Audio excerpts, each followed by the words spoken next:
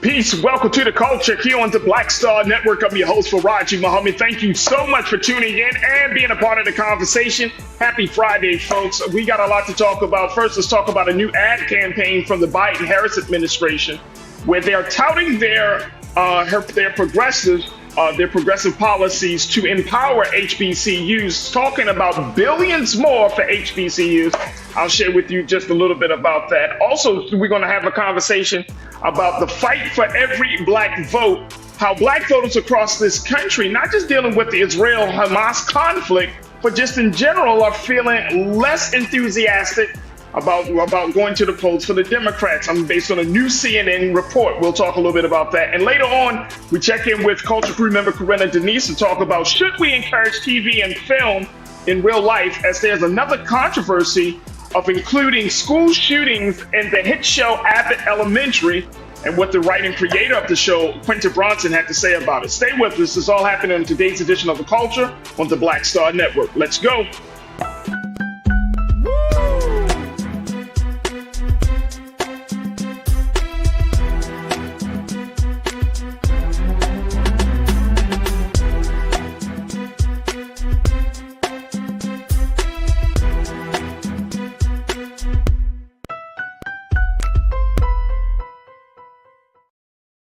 All right, folks, welcome to the culture here on the Black Star Network. I'm your host, Farajii Muhammad. Thank you so much for tuning in and being a part of the conversation. And welcome, welcome, welcome. Happy Friday, the day that we have all been waiting for, folks. That's right. Happy Friday.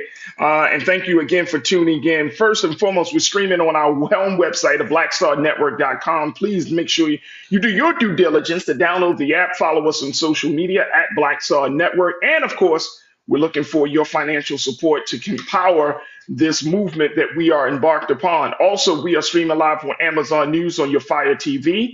We're also streaming on Amazon Prime Video, where you can find us there, as well as take a look at Prime Video app under Live TV The News, or you can find us on Amazon.com under Prime Video Live TV The News. And we're also on Freevee, where you can find us on now under News, as well as Plex TV, 24 hours a day, 7 days a week.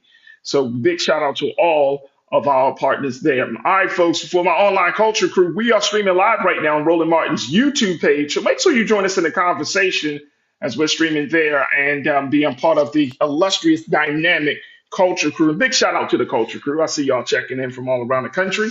So thank you so much for doing so. There we go. Little Friday something for you. All right, folks, let's talk a little bit about the president and the vice president, how they are pushing the word out, as we have all been talking about, that one of the challenges of this administration has simply been to tout what the administration is doing to support Black America. And well, they are putting that into action with their new ad campaign, billions more for HBCUs. This is a new ad that they're going to start running, where they are talking about the amount of money that they have invested in making sure that HBCUs continue to be sustained. The new ad titled Possibilities, which was released today, it celebrates the White House's historic $7 billion for HBCUs, folks. $7 billion with a B. $1 billion with HBCUs. Here's how it all breaks down in terms of those key investments for our HBCUs. $3.6 billion for campus improvements, $1.7 billion for educational grants, and $1.6 billion for student debt relief. Now, at the end of this particular campaign ad, it ends with the tagline, "Billions more for HBCUs, endless possibilities." Vice President Kamala Harris, said in an exclusive interview with the Griot that she said, quote, "When I think of America's HBCUs, I think of possibilities." Talking about her time at Howard University, she said, as an HBCU alum, "I couldn't be more proud of the work President Biden are doing for HBCUs, because I know firsthand the extraordinary role that these institutions play in preparing young Black Americans for success." Now, this particular ad campaign, folks, is part of the Biden-Harris's Camp 16-week, $25 million advertising campaign that's targeting key Black voters in battleground states. And so it was supposed to be released as part of the homecoming season. But this weekend, There are students from North Carolina Central University and North Carolina A&T State University. They're going to be holding those homecoming festivities. So that's when this particular ad will be dropping. But it speaks volumes, folks, about how the White House may be listening to us. They may actually be listening to us, folks, and say, look, you got to talk about the good things that you're doing, the historic things that you're doing for the HBCU community. So it's going to be interesting how folks respond, how folks react to this. But if you see this ad campaign, just know that you heard about it here on the Culture and on the Black Star Network. But I think this is a good thing. This is a good thing. Talk about your successes, talk about the victories, talk about your wins. And then you'll see some people feeling a little bit differently. So $7 billion for HBCUs. And that's a lot. That's a nice chunk of change. And I'm happy to see them touting it very quickly. Joy Sutherland checking in on as part of the online culture crew today. You said, Joy, good investment. I have a senior who is deciding between HBCU and a Division I school. Look, the fact is that there are going to be some students that are going to choose, or they have choices between HBCUs and PWIs, predominantly white institutions. And if a child chooses to be at a PWI, that's okay. That's okay. Everybody is not going to choose the HBCUs. And I think that we shouldn't make a huge conversation to it about, oh, you're not going to HBCU, therefore you aren't black enough. That's what some people would kind of allude to. They won't say it, but they'll kind of allude to it. But it's up to students' choice. HBCUs play a huge part in the growth and development of the people and certainly of our culture, but so does PWI. So it's something that we just have to respect. Now, there's some of you, conscious thought, I'm seeing your take on this. You said pandering.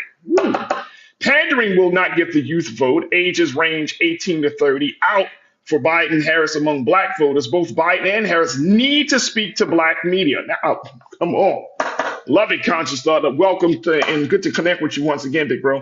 Yeah, I agree with you more. Black folks need to, the president and the vice president should be on in black spaces, talking to black folks, constantly having these conversations. I don't know if it's pandering. Maybe if you're touting something that you are actually doing, if it's pandering, especially when the cry is conscious thought that you're not speaking up enough about your successes, not doing enough to communicate the good things that you are doing. So I'm not sure if it's pandering, but I don't know if it's about getting the young black vote out. We talked about that yesterday, or it's just simply about saying, look, this is what I am doing. This is what I am doing. Look, here's the thing very quickly, and then we want to take a quick pause. The thing is, this is like a 60-40 thing. This is how I frame it. Y'all can frame it.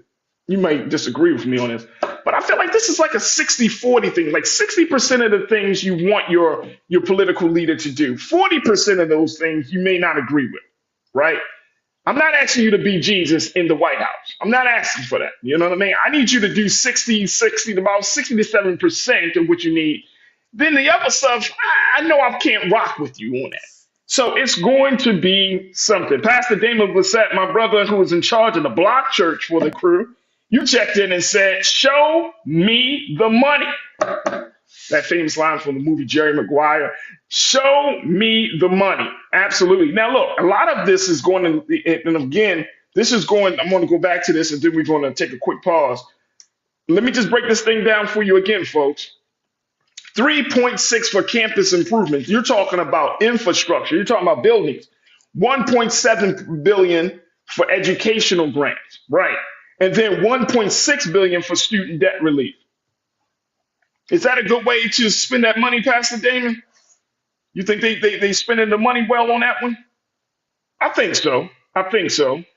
I think it's now there might be you might need more money for certain programs, but I'm just looking at the big picture of it all. You're talking about infrastructure, the physical buildings. You're talking about those grants, making sure that those students have an opportunity to take advantage of either being at school or being a part of certain programs. And then you're also talking about student debt relief, something to shave off of the debt. So I'm not upset about this right here.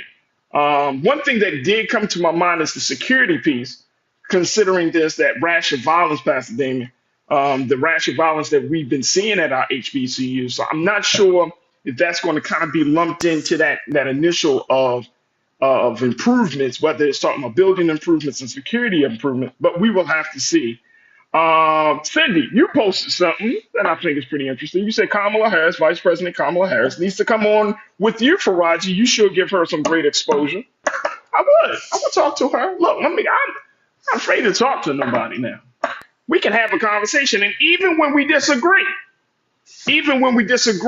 guess what's going to happen, y'all? We're going to have to find a way to come to some compromise or to some understanding.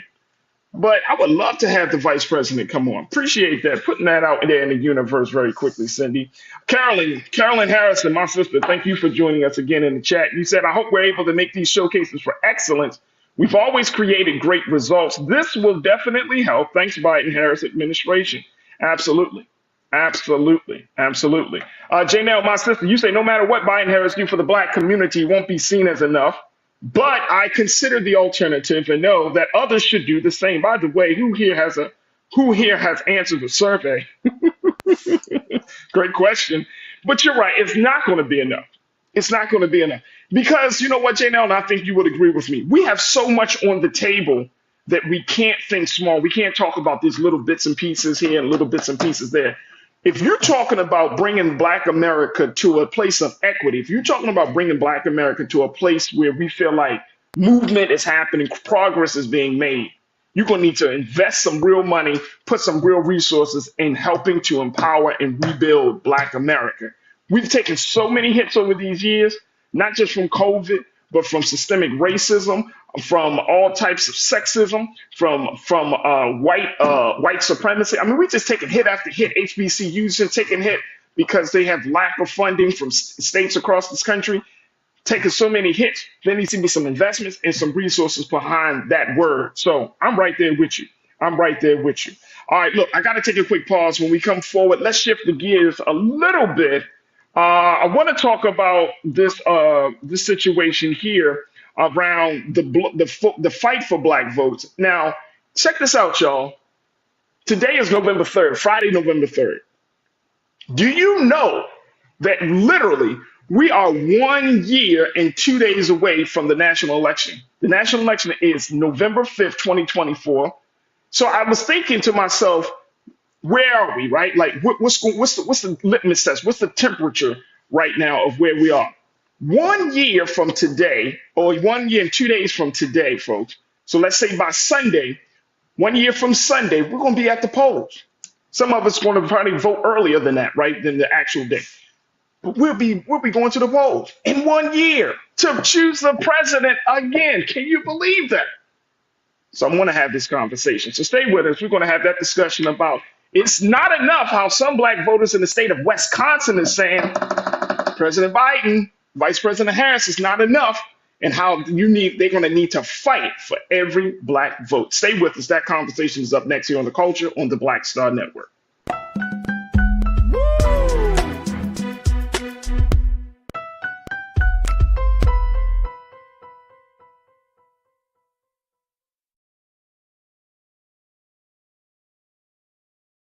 When you talk about blackness and what happens in black culture, we're about covering these things that matter to us, speaking to our issues and concerns. This is a genuine people-powered movement. There's a lot of stuff that we're not getting. You get it, and you spread the word. We wish to plead our own cause.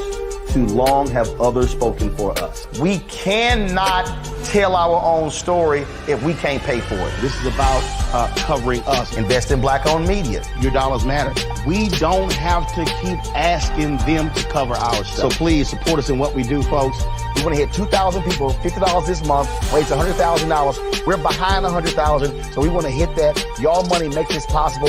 Check some money orders. Go to P.O. Box 57196, Washington, D.C. 20037-0196. The Cash App is $RM Unfiltered. PayPal is R Martin Unfiltered. Venmo is RM Unfiltered. Zelle is Roland at RolandSMartin.com.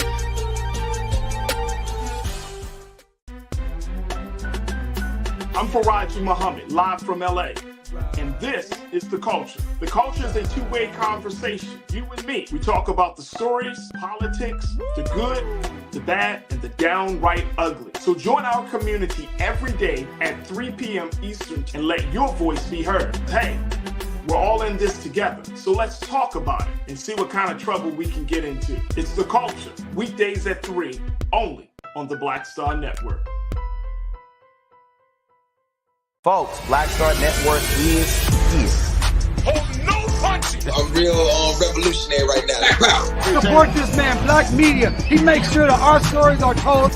Thank you for being the voice of Black America, Roland. Stay black. I love y'all. All momentum we have now, we have to keep this going. The video looks phenomenal. See, this difference between Black Star Network and black-owned media and something like CNN. You can't be black-owned media and be scared. It's time to be smart. Bring your eyeballs home. You dig?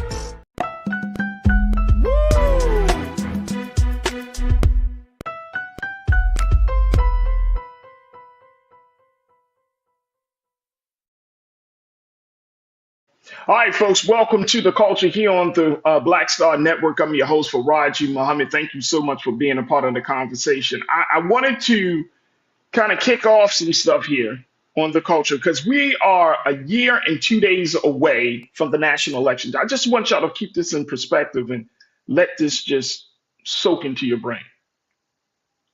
1 year, 2 days, on November 5th, 2024.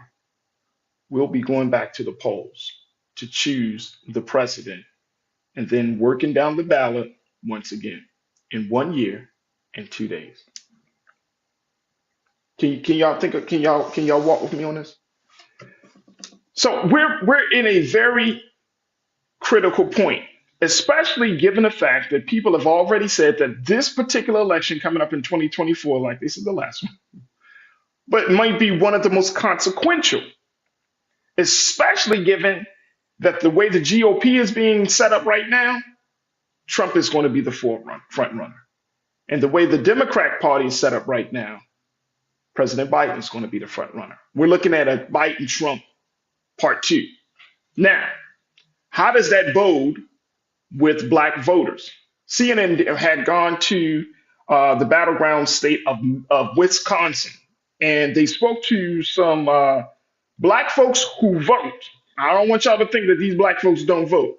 Black folks who vote, and with one organization that's doing its part to try to get black people out in the streets, to get more organized, to vote, and to get more involved in their communities. The organization is called Block, Black Leaders Organizing for Communities, in Milwaukee, Wisconsin. So when they went there and they talked to black voters, and this is part of their project that they're looking to track the 2024 campaign.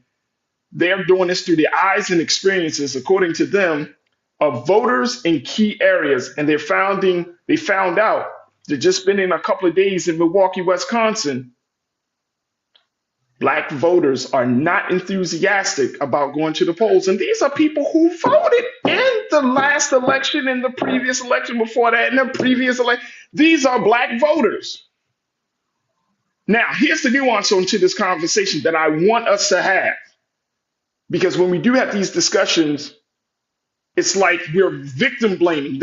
I'm going to take a hard stance on this, y'all, because I know some of y'all are going to get mad at me. But it's like we're victim blaming. We get mad at the people who are affected instead of the people who perpetrated the violation. The same way we do when we talk about stuff that's happened to women, sexual assault, and we say, well, why didn't you get away? Why didn't you leave? Instead of asking the people who did the violation, why do you assault women? Why do you hurt women? Why do you hurt children? So I want to change up this tone of the conversation. I'm not asking why don't we vote? I'm asking the question, why aren't candidates speaking to what's important to us? Why aren't these candidates speaking to, some of us call it interest, I say that our values, we can say both. Why aren't they speaking to our interests and values? Why aren't they speaking to our interests and values? If you have black voters who are coming out each and every year, and then at this point they are feeling less enthusiastic, whose fault is that? I mean, come on, rock with me, y'all. Here's the situation in Wisconsin. Wisconsin swung from Donald Trump in 2016 to President Biden in 2020. And once again, we're looking at a situation between that may end up being Trump Biden once again. Trump won the state by just shy of 23,000 votes, and a drop in Milwaukee's black turnout was a major factor. Biden carried the state by just shy of 21,000 votes 4 years later, when better showings in Madison and the suburbs helped offset flat turnout in Milwaukee's black precincts. What's happening here in Milwaukee? And if you're from Milwaukee, from that area in the chat, let me know. Let me know. Wisconsin. Janelle, you said promises are nice, but the proof is in what has actually been done for our community using the real mechanisms of legislation. Biden and Harris still have work to do. Come on. Talk to me, y'all. Talk to me. This is the situation that we're currently looking at, y'all. This is the situation. When CNN run this piece, right, they asked this one sister, well, tell me on a scale of 1 to 10, how would you rate the president, his administration? And this is a voter. She said she voted for him the first time she's been voting in elections for a long time.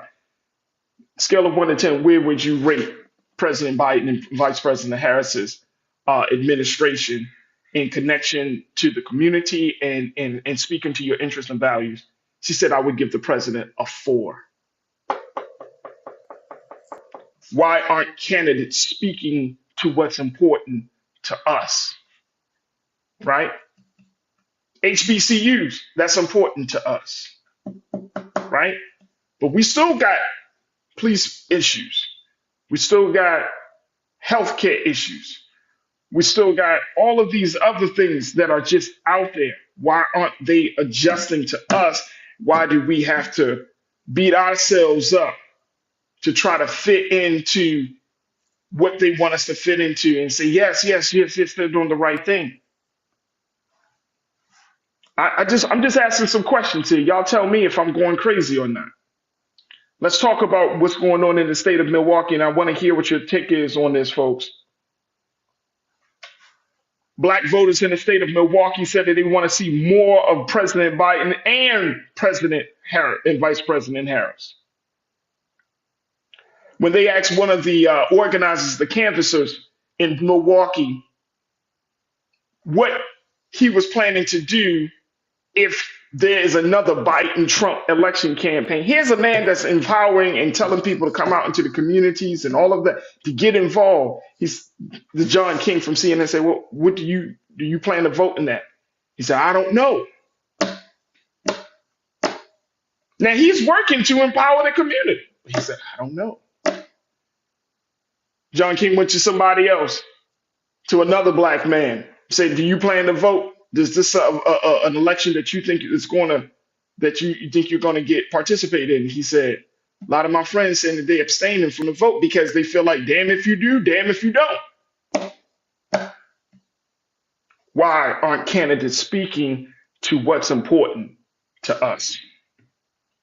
All right, let me just take a couple of takes on this, and then I want to hear. Then we got to take another quick pause. So, Janelle, you already said promises are nice, but the proof is when it's actually been done.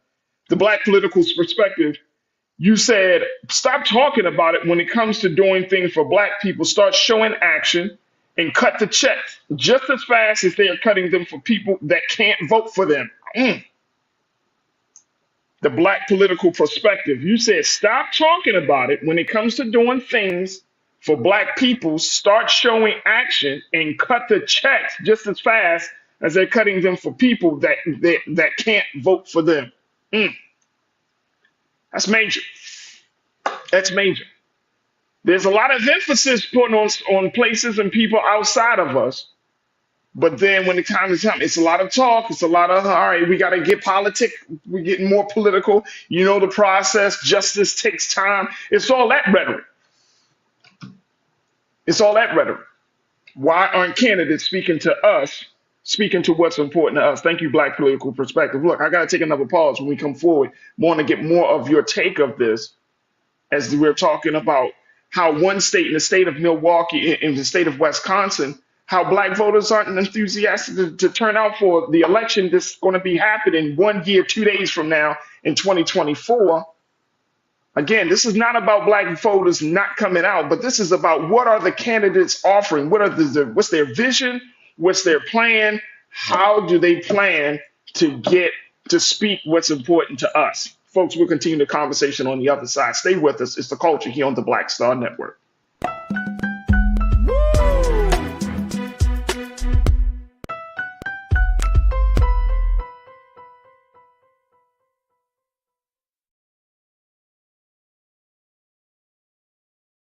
Folks, Black Star Network is here. I'm real revolutionary right now. Support this man, Black Media. He makes sure that our stories are told.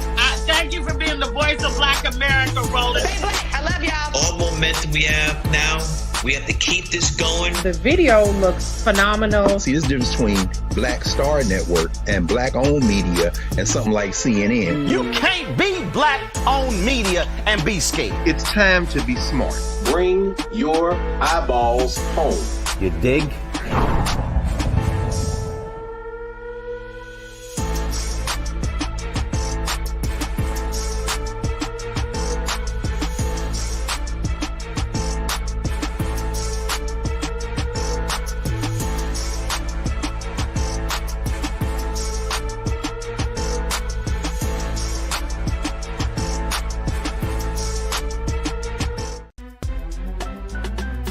I'm Farajii Muhammad, live from LA.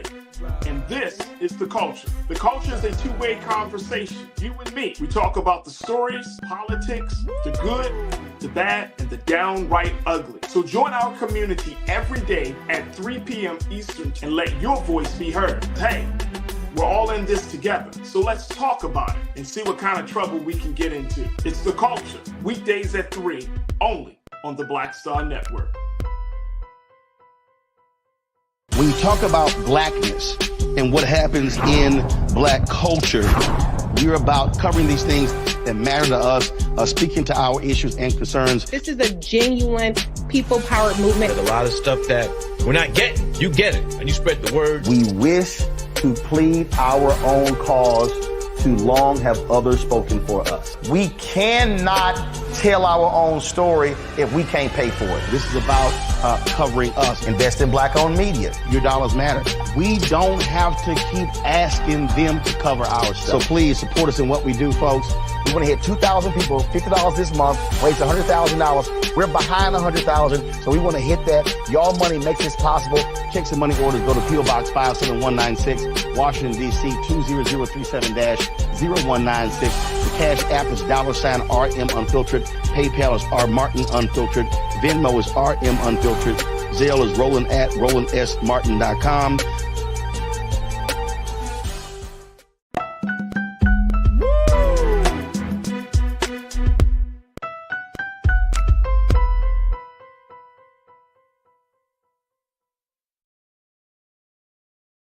All right, folks, welcome back to The Culture here on the Black Star Network. We're talking about a piece. We're talking about the overarching issue of speaking to the interest and the values of Black voters. And I'm using this piece that CNN did, this report that they did, where they talked to Black voters in the state of Wisconsin, in the city of Milwaukee, on the north side of the city of Milwaukee, a predominantly Black neighborhood, Black community, where they talk to Black voters, Black voters who have gone to the polls in year out, time after time, but they are less enthusiastic going to the polls for Joe Biden and the Democrats come 2024 for this upcoming presidential election, which is 1 year and 2 days from now, folks. On Sunday, November the 5th, it will make it exactly 1 year until the national election for the president. It could be President Joe Biden or it could be someone else.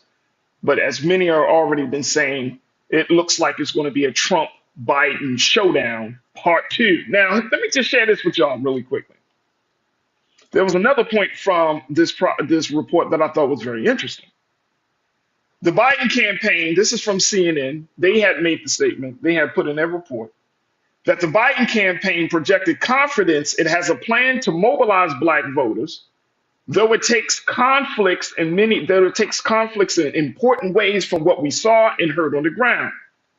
According to a campaign official, the team was building an organization that doesn't, quote, drop in on black voters, but puts in long-term investments to mobilize the community. The official pointed to outreach efforts, including a pilot program launched by the campaign and the Democratic National Committee this month in Wisconsin and Arizona, focused on outreach to key groups, including African Americans and Latinos. According to the DNC National Press Secretary, Serafina Chitika, she said in a statement that the president knows the power and importance of black voters. They were essential to his and Kamala Harris's victory in 2020.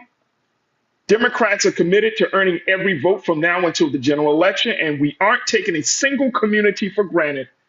We're making early investments, including the earliest ever paid investment in black radio for a Democratic re-election effort to make sure voters know how President Biden has been delivering for them. So they're going to put some money, they say, in black radio. Let's include black digital spaces. Let's include black TV networks and TV shows, black podcasts. Let's put the whole gamut in there, DNC. Don't just say black radio. Don't just be like, all right, we're going to go on Tom Joyner, or we're going to go on this one couple of show, this very popular show. We're going to go on the Breakfast Club. No. Come to Black Star. Go to those spaces where, look, man, put the president in them places where he can fight for his record, where he has to defend his record with Black America. Put Vice President Harris in a place where she has to defend her record with Black America. That's not too hard to ask for. If you're doing it, you're doing it. It stands for itself. But if you ain't doing it, then it becomes hard. Here's the thing, though. There's a sister in Wisconsin by the name of Angela Lang. She is she runs the organization Black Leaders of the Community. She serves as the executive director at their headquarters in Milwaukee. She said on Wednesday, today is Friday, that she hasn't heard much from any Biden or DNC field organizer, but that a GOP organization recently had canvassers going door to door in black communities in Milwaukee. Just throwing this out there, y'all. Let's talk about this. Let's talk about this. Brother Willie, you said, I'm finding this conversation kind of difficult. Those that are politically astute hear and see the Justice Department doing for black people, the educational sector doing for black people only so much. It's difficult. It is difficult. It is difficult, big brother, and I'm glad you brought that up. I saw Black Political Perspective. You said something that I think, Brother Willie, adds to the difficulty of the moment. Black Political Perspective, you said, do they not understand that black people are seeing all over the TV how fast they are moving when it comes to taking care of others, but when it comes to us, they have to have a study and a hearing and a bill. Ain't that the truth? We got to have a study. We got to have a hearing. We got to go through the process. We got to go through the bill. Some people get billions of dollars, man. Some people get their problems addressed. It feels that way. Now, it could not be. And perception can be reality in some cases, right? We can't act as if that perception is not justified because it feels that way. It didn't feel like it gone through that process, that Black political perspective you bringing up of, let's have a study, let's create a commission and all of that process. Some stuff it feels like, man, that was kind of fast. But see what I'm saying, Brother Willie? Like you saying that it could be that adds to the difficulty. Hakuna Matata, you said a whole lot of homeless Black people in the streets. What is their plan for homelessness? Nice to drop a reveal bomb about supporting HBCUs during homecoming season. It's vote bait. Yeah. Again, we have a lot of things cooking on the table, on the stove here, and got some stuff in the oven as well. You gotta hit it. The sister Angela Lang from Block in Milwaukee, she said the big thing that's affecting her community and based on her conversations is criminal justice reform, police brutality. That has yet still been fully addressed. And I know that Policing Reform Act, that Police Brutality Act has to go through that process. But something has to be done. But she said that's important to her. Now I'm going back to the question I posed. Why aren't candidates speaking to what's important to us? Conscious Thought, you said, I don't know what the hell is he supposed to be doing. This is in response to McFact that says, in terms of talking about Jamie Harrison's town hall meeting, and when the sisters were hitting him on doing something for Blacks, he walked out. So that's the situation with Jamie Harrison. But then you also, as Carolyn, you checked in and you said, please emphasize the House and Senate too. We can't forget that those in Congress have to step up and do something. But if your congressional leaders are weak, they're Black, but they're weak. They're Black, but they're not talking the way you need to. They don't have to be like the Justins down in Tennessee, but they got to say something. Y'all see what I'm getting at? So this is an ongoing thing that we're seeing. And as we are 1 year, 2 days out from the national election, we're going to continue to have these conversations. This is just the state of Milwaukee. There are states all across this country where Black voters, I think, are becoming more and more dissatisfied and less enthusiastic about going to the polls. Again, I'm not trying to beat up on no Black voters, especially when I know Black people are going out to the polls. And it's not enough to say, all right, we got to get to the polls. I'm asking the question, folks, and we got to take a quick break. Why aren't candidates speaking to what's important to us? Whether it's talking about from the president all the way down to the ballot, whether it's talking about the vice president down the ballot, we got to ask that question. I'm not beating up on the people that's been impacted by, leadership that hasn't been listening to them. To your point, Big Brother Willie. But I'm asking the question at this point. I'm putting the onus. I'm putting the responsibility. I'm forcing some accountability to those. If you stand before Black people, whether it's in your city, your respective town, or across this country, you stand before us and say you serious about our interests, our values. You serious about making sure that we are in power and in a better position. You got to do something. A little here, a little there. Okay. We happy about some of those things. We okay. But there's got to be real money, real investment. All right, folks, we got to take a quick pause. When we shift gears, we're going to bring in my sister, Corinna Denise, as we talk a little bit about another issue that I've seen getting out of the politics space. Let's talk about seeing life on TV and film. This is based on an interview that the creator of Abbott Elementary, Quinta Bronson, has had about in writing a show about school shootings and why this might be problematic. So I'm asking the question, should we encourage TV and film to reflect real life as we have these discussions? So I'm going to talk to my sister Corinna Denise and, of course, with you to have that conversation on the other side. So stay with us. It's all happening on the second half of The Culture here on the Black Star Network.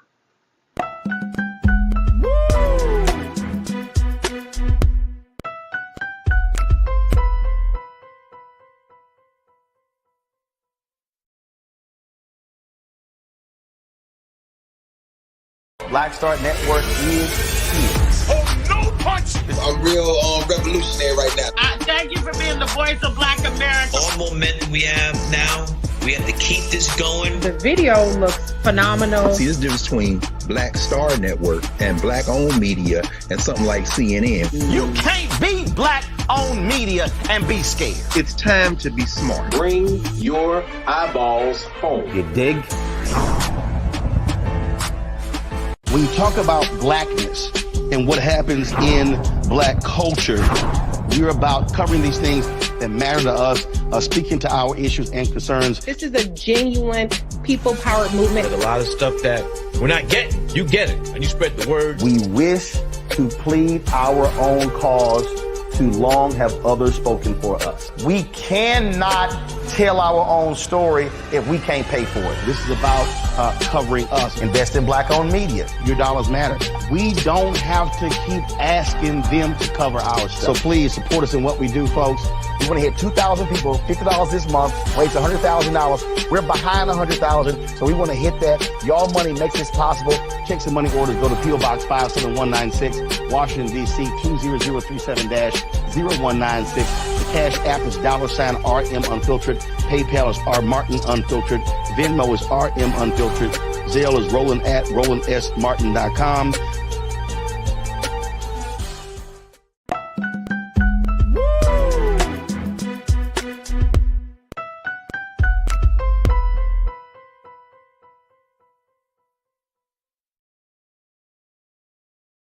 All right, folks, welcome back to The Culture here on the Black Star Network. I'm your host, Farajii Muhammad. Thank you so much for tuning in and being a part of the conversation as we are streaming on a number of different platforms, including our home platform of blackstarnetwork.com. Make sure you download the app, follow us on social media, and, of course, give financially to support and empower this digital movement we are embarked upon. So go to our website today at blackstarnetwork.com. and enjoy all that you see. We're also streaming on Amazon News on your Fire TV, Amazon Prime Video, as well as there's the Prime Video information also on Freevee. You can find us there, as well as on Plex TV 24 hours a day and 7 days a week.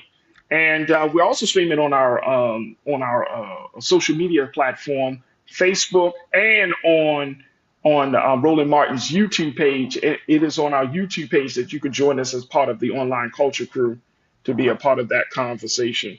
I want to bring in my sister because I want to talk to her. Y'all don't understand how serious Corinna could really be. She's be in the backstage of the show.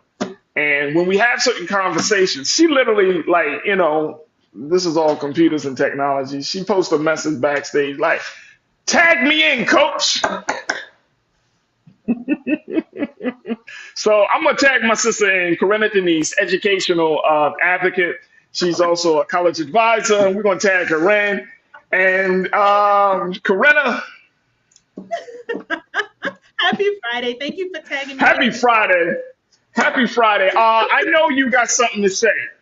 You know, Because that's how the show is designed. It's designed to bring you in to say something. So I know you got something to say. All right, very quickly. I know that this, you said it in the chat. You said it even on backstage. This is stressful. This is, and you know what, to your point, it is absolutely stressful. I understand. I'm listening and I'm trying to keep my ears to the ground, to the streets, as they say, on all of the dynamics at play. This is highly stressful. I'm not making light of it. I'm not acting as if it doesn't, you know, has all these different complexities. On one side, you do have this voter apathy where a lot of our people, young people, just a lot of our people are just like not completely engaged, right? They probably last election, they probably voted in was in the election of Barack Obama or something, right? Yeah. So they're not fully engaged. But then you have another side of people who have been fully engaged, who've been not just voting in the presidential, they've been voting in the congressional. Hell, they voted for the PTA president. You know what I'm saying? Like, they've been involved, but now they're losing enthusiasm of this moment. And I don't want to put it on the voters to say, hey, y'all need to get out the vote. I'm turning this cannon. I'm turning the cannon. I'm turning the bazooka on the people who are standing up before us and saying that they're going to do something for us, Corinna, and ask them the question, well, why aren't you speaking to what's important to us to encourage us, to make us enthusiastic about voting? That's what I'm looking at this point. What's your take? Well, I understand all that, Farajii. To your point, what are you saying to make us enthusiastic about voting, right? But here's the important part. A lot of us don't know our history. A lot of us don't understand a lot of the events that have unfolded these past few years with the pandemic, with January 6th. There's still a lot of confusion. And to those voters who still have this, this, my goodness, they're considering withholding the vote. I want to ask them, what's informing your view? Where are you getting your facts? Because while the rhetoric is important, okay, so you need the desire, right? You have a desire. You want to hear the rhetoric. But are we looking for the actual legislation that has been passed? Now, Democrats, their messaging sucks. I've talked about it. You've talked about it. We've all talked about it. We all know that. We all understand that. However, have you taken the time to actually see what legislation is coming out of the legislative branch? A lot of it beneficial on the Democratic side, a lot of it extremely detrimental and harmful on the Republican side. And it pisses me off that people never acknowledge what is happening with the GOP. My God, did we not see January 6th, people? Do we understand why? I would disagree. I think I would disagree, and here's why. Here's why, Corinna. Because if we don't, I mean, look, a lot of and I thought about this. It's so funny. I actually thought about this in preparing for today's show. Like, are we giving a balanced sense of coverage of the highs and the lows from both parties, right? And I think here we try our best to talk about the GOP, but after a while, it does get to the point. It's like, all right, this is beating a dead horse. Let's talk about what's going on with the Democratic Party, right? To give people some insight, because I think it's important that we show people that both parties are in serious, disarray. Disarray to some degree, right? Yeah. Like, of course, you don't have the Democrats like climbing up walls of the Capitol, or, wanting to completely uproot democracy as the way we're seeing the GOP do it.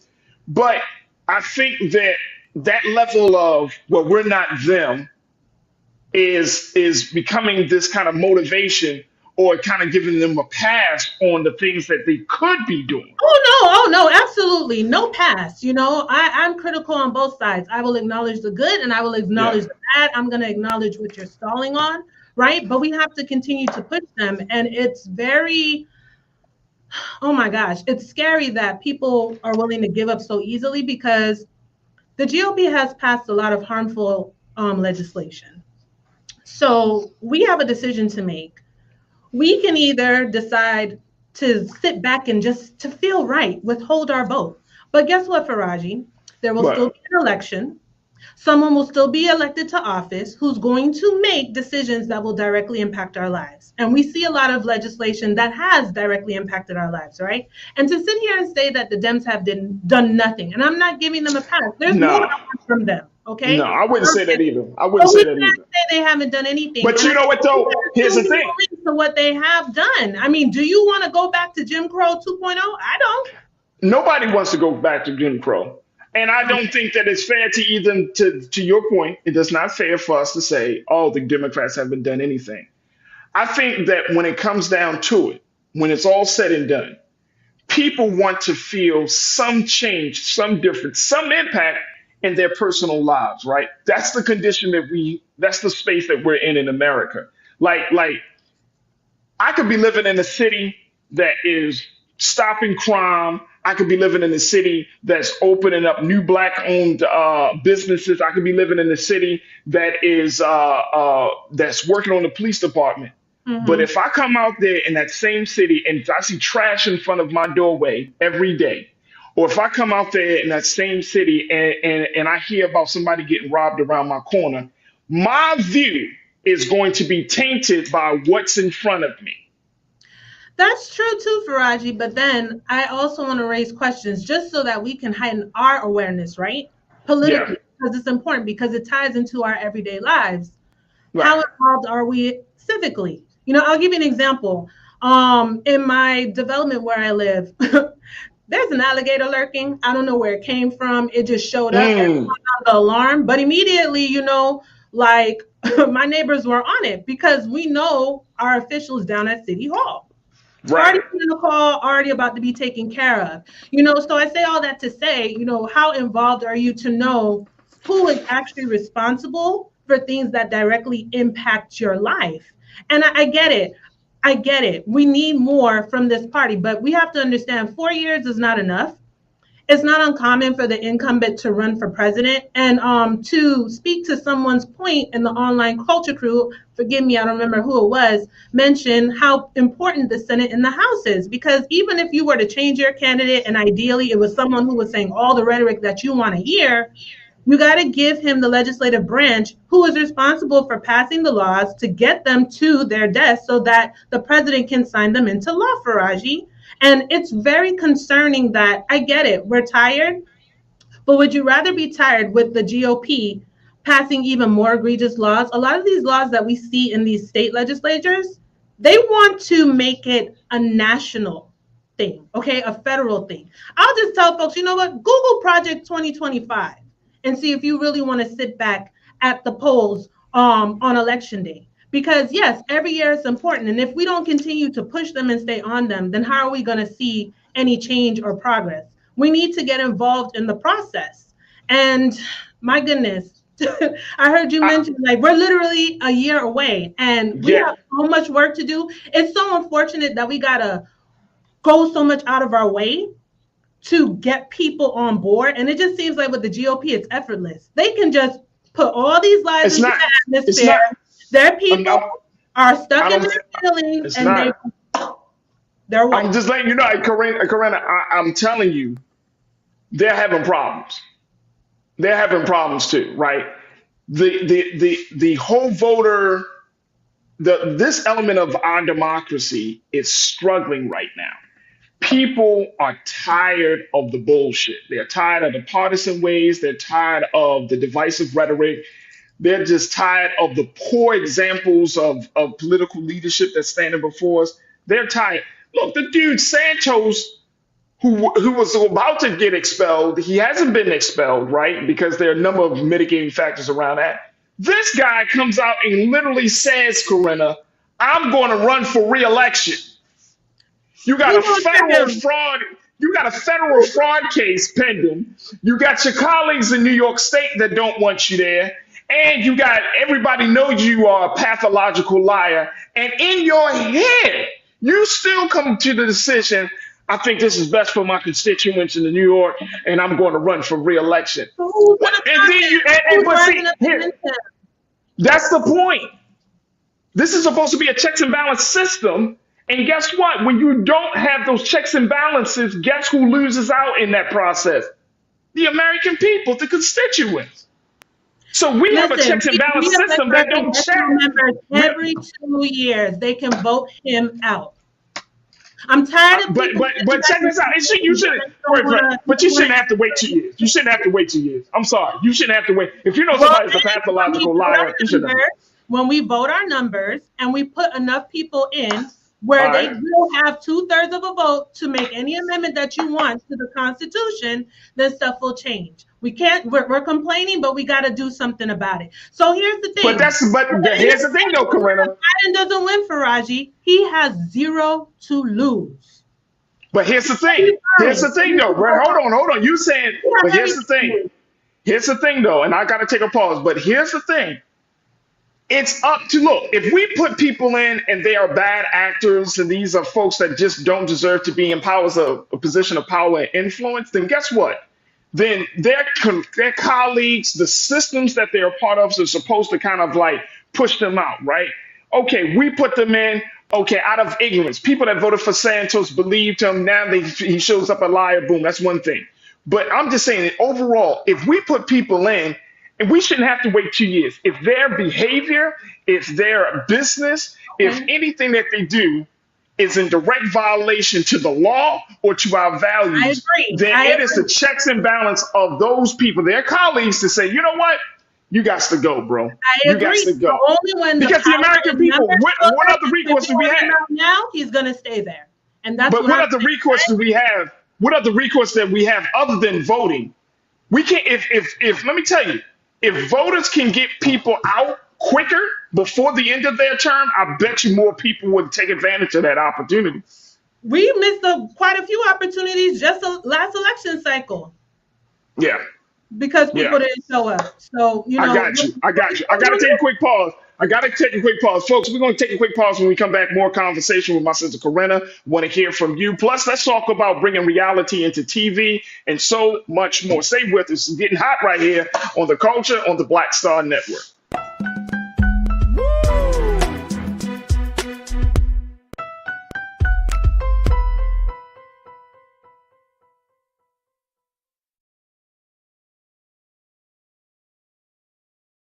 Folks, Black Star Network is here. Oh, no punches. I'm real revolutionary right now. Support this man, Black Media. He makes sure that our stories are told. Thank you for being the voice of Black America, Roland. Stay black. I love y'all. All momentum we have now.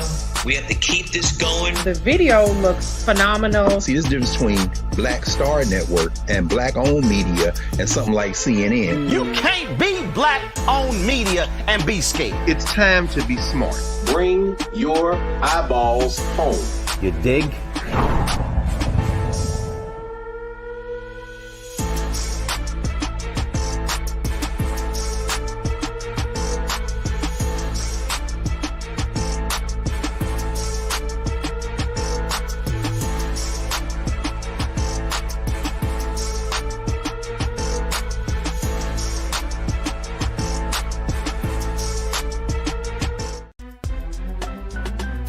I'm Farajii Muhammad, live from LA. And this is The Culture. The Culture is a two-way conversation. You and me. We talk about the stories, politics, the good, the bad, and the downright ugly. So join our community every day at 3 p.m. Eastern and let your voice be heard. Hey, we're all in this together. So let's talk about it and see what kind of trouble we can get into. It's The Culture, weekdays at 3, only on the Black Star Network. When you talk about blackness and what happens in black culture, we're about covering these things that matter to us, speaking to our issues and concerns. This is a genuine people-powered movement. There's a lot of stuff that we're not getting. You get it, and you spread the word. We wish to plead our own cause. Too long have others spoken for us. We cannot tell our own story if we can't pay for it. This is about covering us. Invest in black-owned media. Your dollars matter. We don't have to keep asking them to cover our stuff. So please support us in what we do, folks. We want to hit 2,000 people, $50 this month, raise $100,000. We're behind 100,000, so we want to hit that. Y'all money makes this possible. Check some money orders. Go to P.O. Box 57196, Washington, D.C. 20037-0196. The Cash App is $RM Unfiltered. PayPal is R Martin Unfiltered. Venmo is RM Unfiltered. Zelle is Roland at RolandSMartin.com.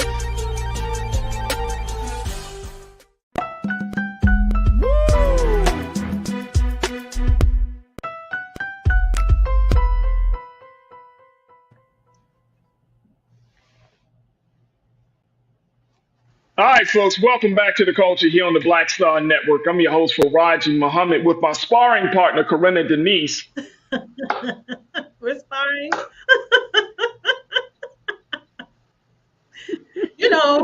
But hey, that's why we have this space, right? Hey, that's why we have the platform. Look. No, I think that what both of us are saying, as we talk about this issue, right, of getting people out to vote. I mean, we're talking about black folks in the state of Wisconsin. They're feeling less apathetic. They're not enthusiastic about what they're seeing from the president and the vice president. Very, very real concerns. And I don't think that if you all saw the CNN report, that if any one of that none of those folks that were highlighted in that report come across as being uninformed, uncaring, or not willing to put in the work. Matter of fact, they are putting in the work. They're calling for people to get involved, and they're feeling less enthusiastic. Look, I've been in that space as a social justice organizer, community activist. I've been in that space where you're calling people to make a change, but then you as the organizer yourself, and I'm sure some of you in the chat may be feeling this, you as the organizer yourself, you are kind of uncertain about if that change is coming. Right? But you're calling people because at the end of the day, you do want people to get involved. So to your point, I think that's important.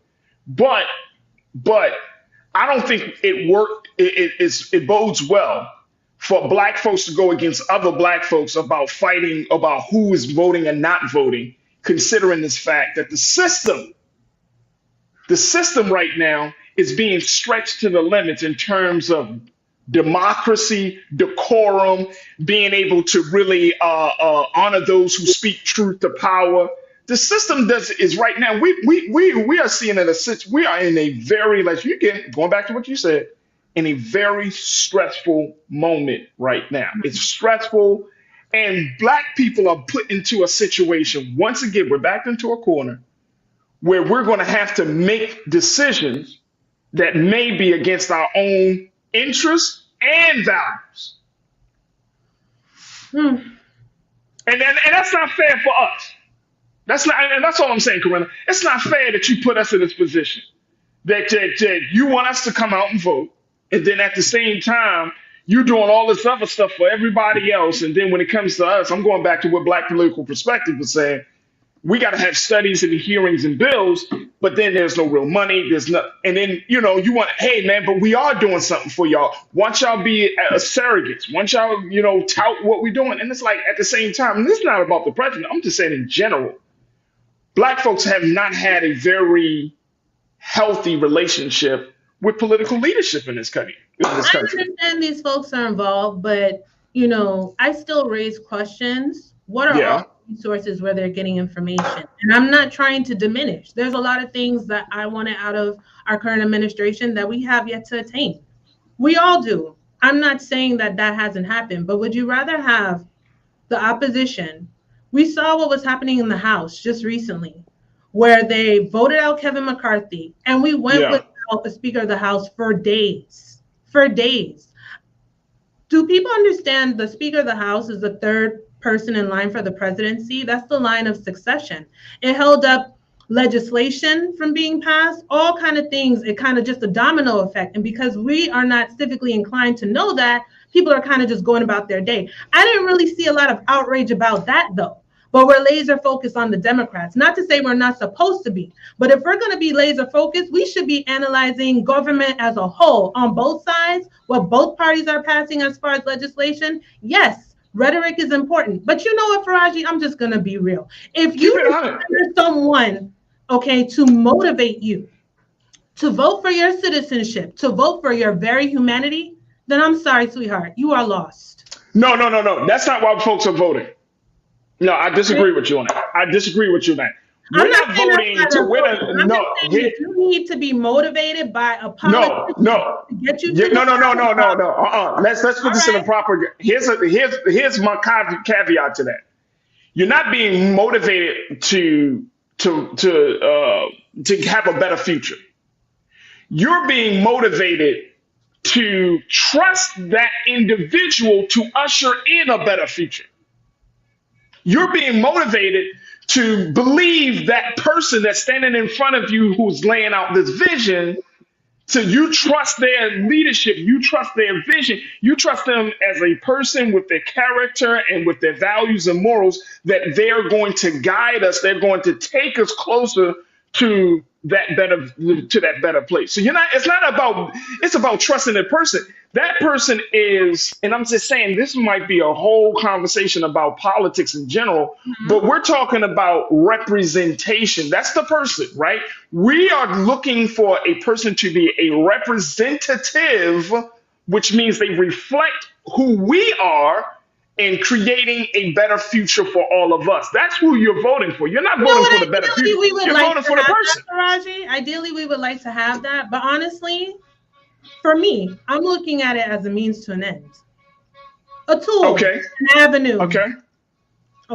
A way to attain the goal. And guess what? I put you there hoping, based on your rhetoric, the rhetoric we all desire and need to hear, because that keeps being brought up in the conversation, that's what you're going to do. Now, once you are in there and you're not doing it, then I got to reevaluate. I'm going to stay on you and keep pushing you to do it. And if you don't want to do it, guess what? I need to remove you. But see, we don't follow up by removing the folks who are getting in our very way. We're not doing the math to know that we have to have certain numbers in the legislative body, in the House, And I always talk about this.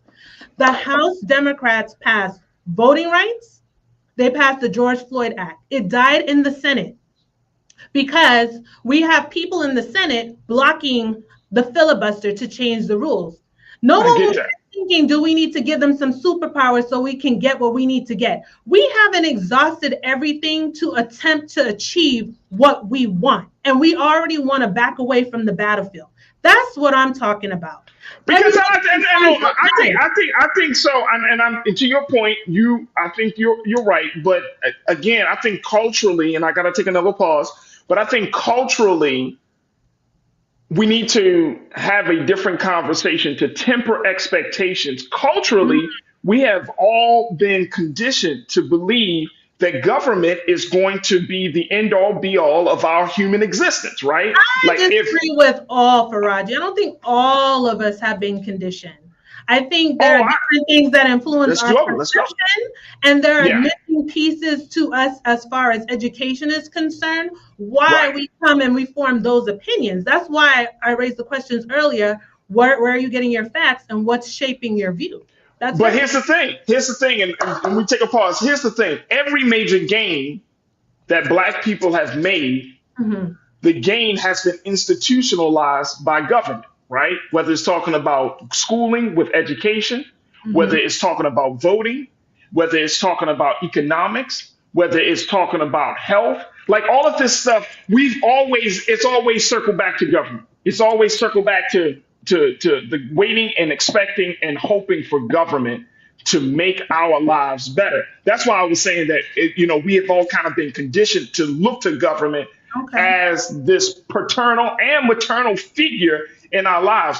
And it's a major shift that when government can no longer supply can no longer speak to your interests and values, when the government essentially tells you, I can't do nothing about it.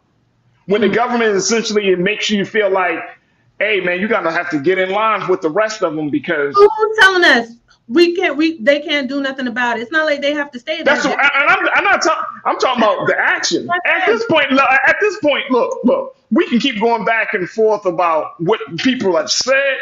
The only thing that we know for sure is what they do. That's very true.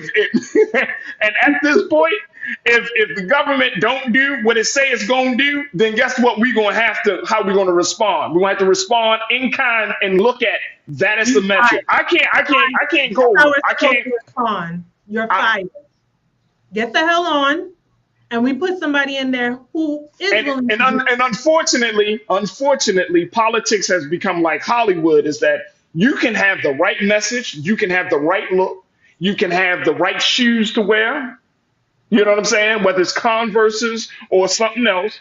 But at the end of the day, I can only make a judgment about what you do as it relates to what you say. If those two things ain't consistent, and what you do is more against who I am and what I stand for and what I believe and where I want to go. Are not looking at what you do, which means the legislation that is actually being passed.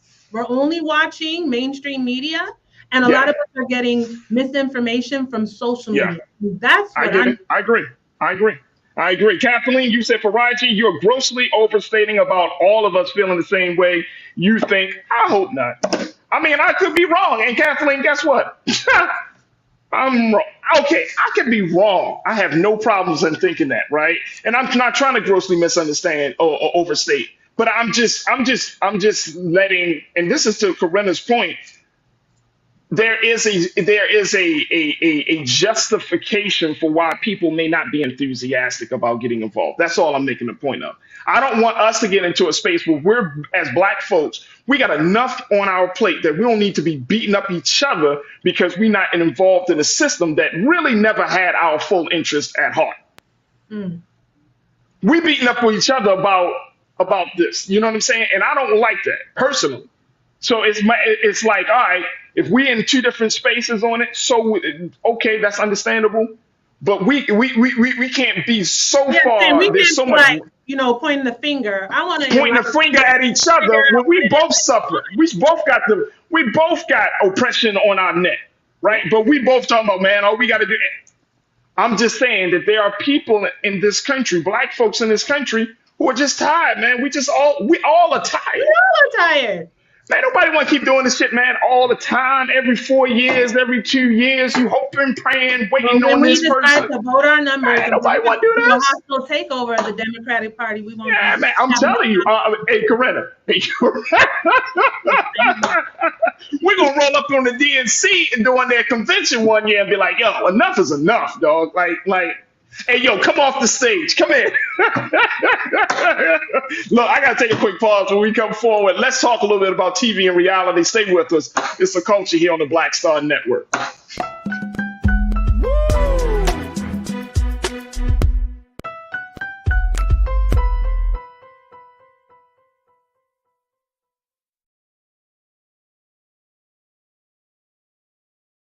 Pull up a chair. Take your seat. The Black Tape with me, Dr. Greg Carr, here on the Black Star Network. Every week, we'll take a deeper dive into the world we're living in. Join the conversation only on the Black Star Network. Black Star Network is here. Oh, no punch! I'm real revolutionary right now.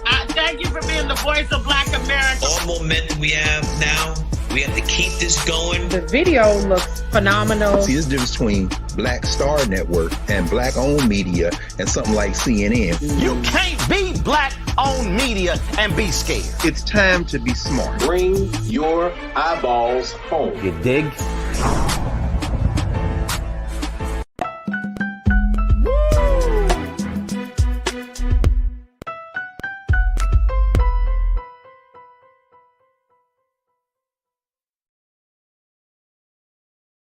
All right, folks, welcome back to the culture here on the Black Star Network. Let me shift gears here and talk to my sister, Corinna Denise. Because Corinna will have me on this joint all day going into Roland's show. Woo. But I love it. I love it. Who said it best? Let me see. My brother? He said it best. He said, this is the debate that we need to have. Yep. And I'm always happy to have the conversation with my sister and anybody. King, you said this is actually the debate Black people should have. Get on one accord and talk the same. Do what you say or leave. That's the point we at. That's the point we at. But we gotta have this conversation. But how do they leave? How do they leave? Because they're not going to just I don't know. You know what? I'm old now. I'm going to leave. That's why we're not old people in Congress. You got to fire them. Fire them. I mean, I'm a very logical thinker, so it seems so simple to me. You know what? This is a Corinna. I'm gonna be honest with you. I like to think that I was logical, but I'm not. And I'm not. And no, I'm not saying that I don't. I'm just saying it's okay to be emotional about this because at the end of the day, man, you talking about generations of this. Like, if you aren't upset, if you aren't passionate about this stuff, if it's just like nuts and bolts for you, if it's just like, just cold logic, I would question you. At some point, to the point that at some point, when do we get upset? When do we be like, you know what, man, enough with the effery? You know like, what? when did we really get upset? I don't think enough of us are pissed off. And something funny. Pastor Damon in the chat said that I'm misbehaving. Pastor Davis. I'm just a little passionate, but I didn't mean to misbehave. No, blame Farajii, y'all. Hey, yo, blame me, y'all. Just blame me. Look, I don't mind it. I think passion is good, and I hate this is Black folks talking to Black folks about Black folks' business. When have y'all had a family conversation and everybody is sitting around the table and we just Yeah, and what would you like to say, right? Y'all, hey, Corinna, we be blowing up at a game of spades. Like, no, man, no. I got my book, man. I ain't time. We sure do. Yeah. Over spades, man. Mm-hmm. Over spades. Don't let there be no dominoes. Somebody be like, dominoes smacking the table and all that, man. Like, all right, let's talk about reality versus in TV. Here's the situation. Quinta Brunson, who is the writer and she stars in her show. She's the creator, writer, and star of her show, Abbott Elementary.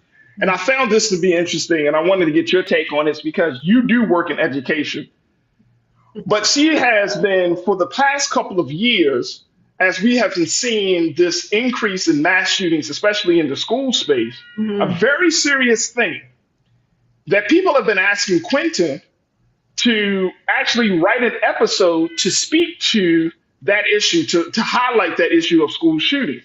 She was saying this in an interview for Glamour Magazine's Woman of the Year cover. She explained, let's post that first quote very quickly, Lise. Thank you. She explained that her reasoning stems from her perspective, because she said she's not going to write a show, do an episode about it, but she said her reasoning stems from her perspective that there's two realities of the classroom. One, where teachers are just trying to make it through the specific day-to-day challenges, and one where the general public views the broader challenges like school shootings that affect the educational system at large through the news. And I'm wondering, from your vantage point as one who's been in the classroom, one who's been in the education space, how close do we want the reality to be involved in our fiction? Right? Like, it's one thing to talk about schools and the trials of, and the funny moments and the up and down moments of being a teacher. But once you start to bring in, and this is supposed to be TV, this is supposed to be quote unquote entertainment. Now we want to bring in a school shooting, something that I think this country hasn't had a very extensive conversation about. We want to bring that into the entertainment space. Quanta Brinson, when she was first asked about this like a couple of years ago, she said that people are using entertainment as a cop-out, that what they can't demand of politicians, they now demand on Hollywood. What's your take? What's your take on this idea, Corinna? That's an interesting take, that what, we can't get out of the politicians now is being demanded of Hollywood.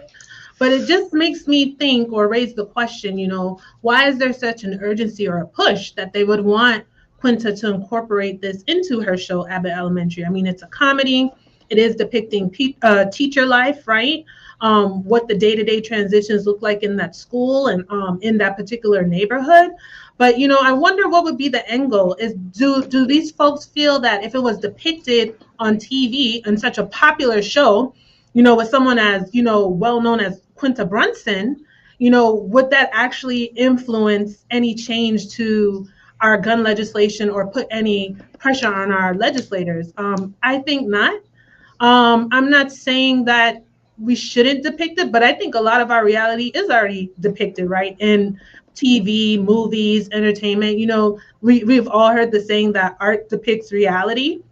I'm a big Marvel fan. I almost think like what happened in Avengers with Thanos wanting to eliminate half of the planet, like that's some sick reality or some deep real life, and they just put it into another concept, right? So who's to say? We just got to figure out who those people really are. But I guess her hesitation too would probably be, the backlash of it. I would imagine there's so many moving parts behind the scenes that if we were to go there, that would be emotional. How would kids be affected, right? Because we have to realize too that they're also a part of that audience. I would imagine when Abbott Elementary comes on. So what would that look like for them? A lot of them are already engaging in active shooter drills. I've been through quite a few. So I think all of that to take into consideration. But yeah, maybe Hollywood is the next outlet. I'm not sure I really lean on that, but it's just, I think a lot of emotions are involved and people are kind of walking on eggshells about it.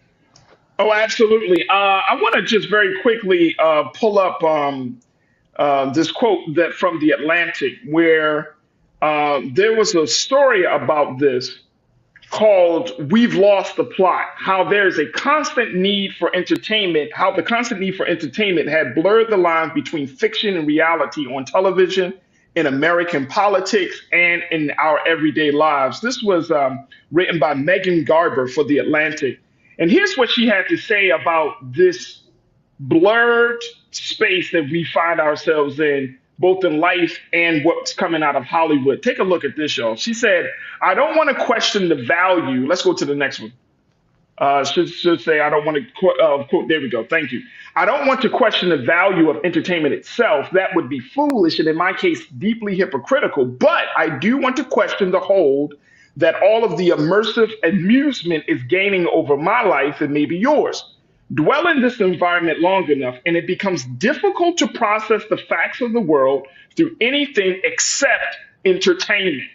We've become so accustomed to its heightened atmosphere that the plain old real version of things starts to seem dull by comparison. We Wow. always want to be entertained, even when it comes to our tragedies. And I think this is a very telling about where we are in our culture, that we want to be entertained, that we want to have a situation like a school shooting and we want to play it out on Hollywood and use that as the guidelines. And that's, I think it's an indictment against government. It's an indictment against law enforcement, because we have over 500, nearly 600 mass shootings. But I don't know the latest numbers about school shootings, but they We're have losing not. count anyways. They, My goodness. they say it again. We're losing count. We're losing count. But here's the thing. After all of these shootings, they haven't told us we haven't processed these shootings as a collective. Yeah. When that shooting happened down in Uvalde with those 19 children and 2 staff members, 21 people were shot and killed. We talked about it from getting the suspect, but have we really taken time to process that in terms of healing from that, or having discussions, mass discussions about that? Like, we have school shootings, and then maybe 2 days later, we're talking about going back to school. Whether it's at a Uvalde, whether it's at Morgan, whether it's at wherever, we have these tragedies, and then like days later, we're like, well, we've beaten them because we are back to business. And it's like, We just move now on. we want Hollywood to give us an answer. I don't know. I think it's interesting. It's one of those cultural notes that I want us to kind of keep our minds in, because back to what Megan Garber said, and we are having a much harder time to process the facts of the world except through the lens of entertainment. And that is why our political system is in the place that we're in, right? We want to be entertained politically. We want to be entertained with police. And I will never forget when somebody said this, and we're going to take a pause. Before there was all of this talk about capturing police on camera, the first show that America was introduced, one of the first shows that created the genre, was Cops. Y'all remember Cops? Yeah. Right? We used to tune into Cops and even make jokes when black men would be running and police would throw them on the ground and do all of this stuff and beat them up, and they, get rough with them. I wonder why they would want to come up with a show like Cops in the first place. It was Cops. And y'all remember, right? That was seen as entertainment. The humanity of any of those people that appeared on Cops was never fully considered. Nope. We got a problem. Look, I got to take a quick pause. When we come back, more conversation. Stay with us. It's The Culture here on the Black Star Network.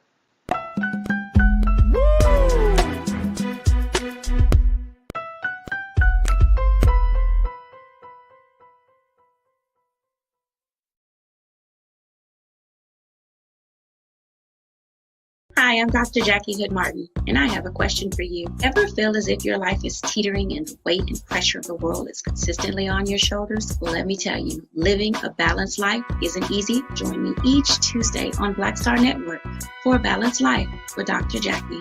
We'll laugh together, cry together, pull ourselves together, and cheer each other on. So join me for new shows each Tuesday on Black Star Network, A Balanced Life with Dr. Jackie.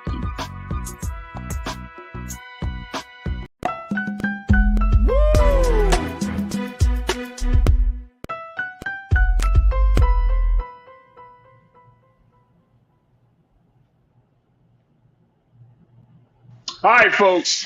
Thank you so much for tuning into The Culture here on the Black Star Network. Let me bring my sister Corinna Denise back into it. All right, Corinna. Here's one more as we close out the show. I thought about this and I came across this. I know you don't have children yet, Nice. but if you plan on having children, this is something that you're gonna have to consider. There is a restaurant in the state of Georgia that is under some scrutiny because they have added a surcharge to those parents' bill if their children are too loud in their establishment. This happened to a couple of families who went out. There was like three families that went out together. There was like all of these adults, but there was like 11 children. It was a lot of it was a lot of children, right? And the children, being children. And the restaurant gave these families a bill, and this is in the state of Georgia. They gave these families a bill, and they literally added like a $50 surcharge to each family because of their children.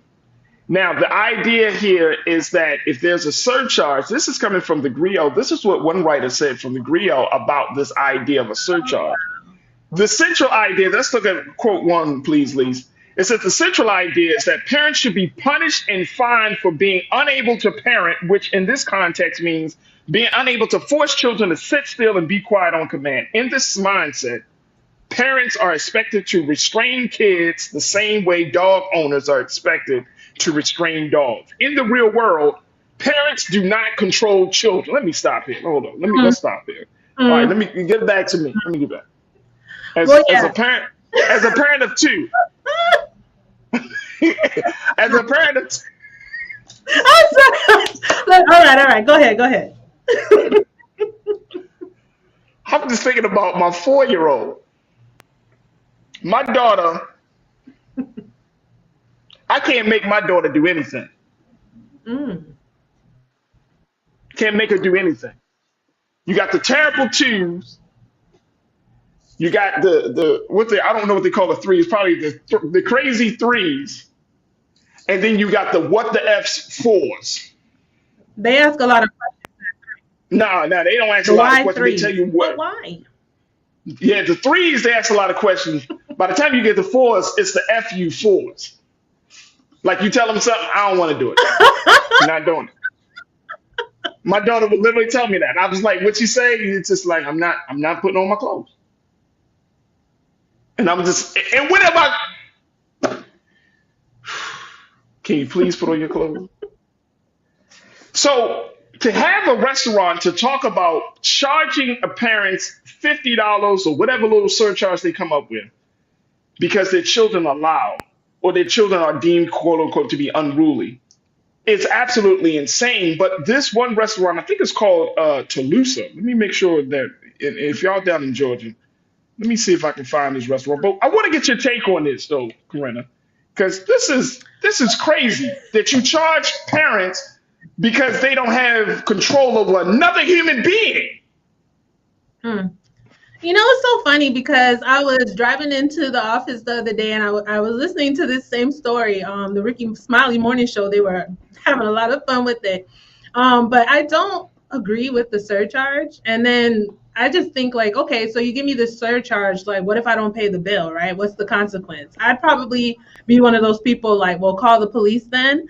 But at the same time, I know things have changed. I know my mom probably would have just had to give me a look and I would have just straightened up, then be running all around the place. And I think parents have to consider, I guess, where they go. Like you don't want kids to be running around. But I don't know if maybe with this owner was happening too much, why he decided to put a surcharge, even though I don't agree with it. But I wonder why he decided to do that, or if it's just a money-making thing that, for him to just add this surcharge because of children being there. But yeah, I mean, to your point, there are certain things that you can't control with children. I don't have children of my own yet, but I have helped raise a few. I've worked in daycare, so I've definitely worked with the toddlers and the terrible twos and the Y3s. Haven't experienced the FU4s too much, Farajii. But, I just think sometimes you have to give kids a choice. Like, for example, hey, do you want to do your homework at the kitchen table or at your desk in your room? Either way, I'll give you a choice for that, but you're going to sit here and do this homework. But yeah, this surcharge is, but it just, I don't know if it determines whether or not you're a good parent, but I mean, it does raise some questions. And people do, no, here's what it is. This is, and if for all of the parents that have young children, I ain't talking about, I know Pastor Damon, your son is 18, so you ain't gotta, you probably went through this. But people act as if that if your children is loud or they're running around, right? People automatically assume that you're not a good parent. This is a cultural thing. This ain't nothing about laws. This is about culture. Like people be like, oh my God, the children. You don't know what is going on. You don't know how that parent's day has been, right? Yeah. Now if they're not abusing the child, that's one thing. But if you get into a place, I'm going to be honest with you. I hate going into places and people looking at you all funny. They look at your children and stuff, and they be like, they trying to assess whether they should be moving out. Say it again. Looking to see how your kid's gonna behave. They're gonna and look, my children aren't bad children at all. So when they sit down and they talk and they play, and then you get the people coming over from other tables. Can I just say something? I'll be like, oh my God, here we go. I just want to say your children are so well behaved. You're doing a great job. Yeah, and at night I give them kibbles and water. Oh my God. Yeah, so it's you know what I'm saying? Like, if my son was wilding out. Oh my goodness. And look, don't let it be. Hey, look, if when I go out with my children by myself, right? They really looking at me. I feel the energy of the eyes, Corinna. They're looking at me, right? They do. They looking at me and they be like, I wonder what kind of father is he going to be today? And they looking at you, and then if my son is acting cool and my daughter's acting cool, they give me that look of approval, like. But let my son be running around. Let my daughter be. People be like this. Yeah. See, this is why we can't have black fathers. Kids are gonna be kids, Most situations you can control, some maybe not. So it really just depends. I don't think that's always a reflection on bad parenting. To your point, you don't know what's happening that day. And parents are not their child's only influence, unfortunately. So they're going to see and mimic other things and other behaviors that aren't necessarily being done by the parent. So you can't just blame the parent for everything. But you know what? Lisa made a good point. She put in the chat, just make it an adult-only establishment. Hey, solves your problem instead of having to battle for the surcharge, because people will resist, sir. I don't think you're going to always get that out of them. No, I mean, why? If people are paying for the surcharge, then as a business owner, that's more money for them, right? And I get it. You establish, like, if you're going to a fine dining restaurant, you don't always take your children, unless your children. Unless a lot of, and again, this is in Georgia, and at least look up very quickly, if we can, the name of the restaurant. It should be a part of this article. I think it's from the Griot.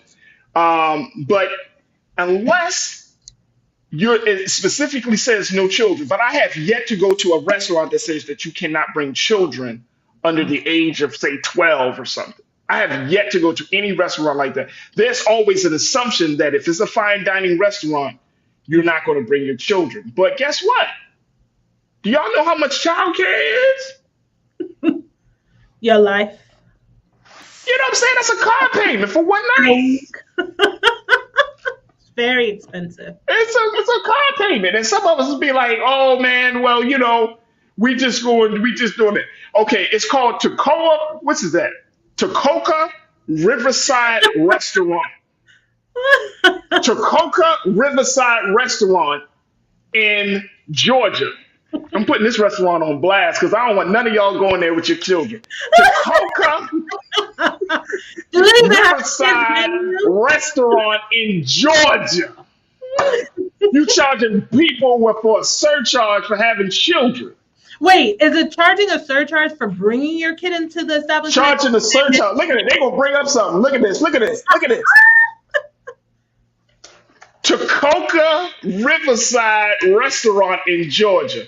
Y'all should be a damn shame for charging people extra for loud children. Please. What's their review? Please. I wonder if they have really good. Is the food really good? Is it worth it? Like, I don't know. But let me tell you who would not pay $50. Oh yeah, no, not I. Not me. I'll be like, man, y'all can go straight to hell with that. That's a tank of gas. You know what I'm saying? I'd be like, please. I'm about to walk up out this place with my children. Pay for a meal. Baby Floater, you said that's a terrible name.